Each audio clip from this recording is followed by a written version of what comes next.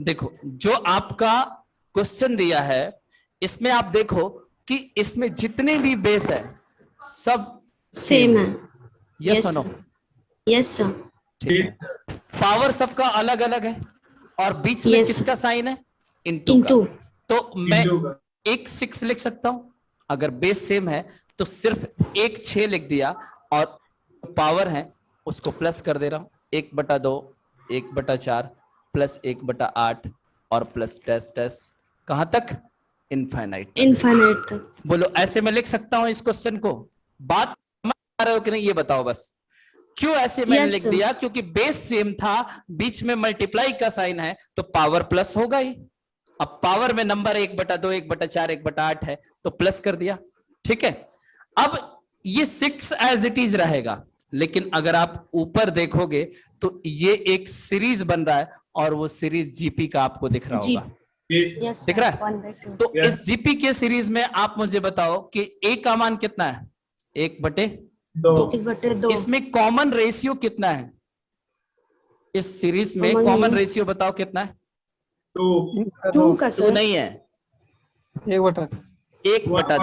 आप समझो Yes, sir. बात 1/2. कि 1/2 में जब आप 1/2 से गुणा करोगे तब जाकर अगला पद 1/4। 1/4। आप Yes, चेक sir. कर लो ना, गलत बोलने से पहले चेक करो। जैसे मान लो आपने 1/2 लिखा है और आपके मन में ख्याल आ रहा है कि नहीं इसका कॉमन रेशियो 2 है, तो देखो कि अगर 2 से गुणा करते हैं तब तो अगला पद 1 आना चाहिए था, लेकिन आया क्या?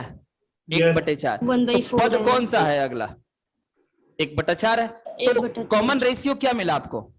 1/2। 1/2। नॉट 2।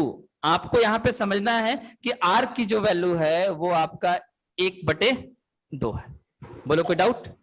No sir. नहीं। अब तुम ये बताओ कि कल की क्लास में मैं तुम्हें जीपी के इनफाइनाइट पदों को जोड़ने का तरीका बताया था। Yes sir.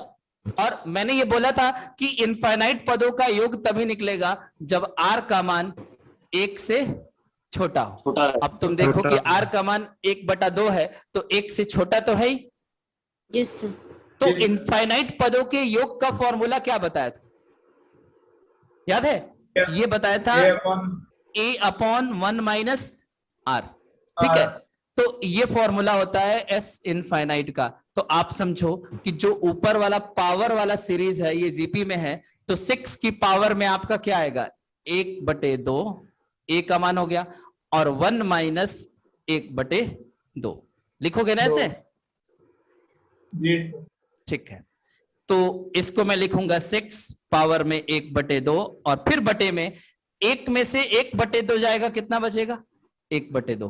तो देखो ये कट 1/2। जाएगा तो 6 की पावर में सिर्फ 1 बचेगा और 6 की पावर 1 क्या होता है? 6। तो इस क्वेश्चन का जो राइट आंसर है वो 6 होगा। सोचो कि इस क्वेश्चन को समझाने के लिए मुझे कितना मेहनत करना पड़ा। ये सब स्टेप हटा दो, ये समझना है ठीक है कि इसमें ए का मान 1/2 है, आर का मान 1/2 है और इस तरीके से ये स्टेप फॉलो करके आंसर फाइंड आउट करना है। अब बोलो बातें आई आपको समझ या नहीं? बोलो। Yes, sir.